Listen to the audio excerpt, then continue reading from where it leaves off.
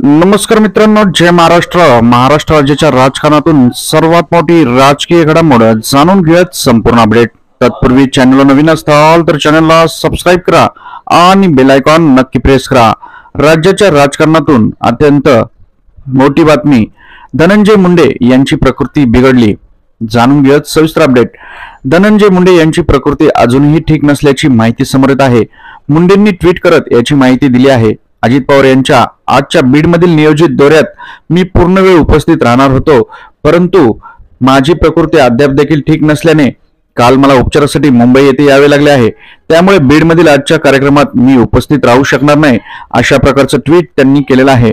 मित्रांनो, आपण देखील कमेंटमध्ये त्यांना लवकरात लवकर बरं व्हावे यासाठी प्रार्थना करा.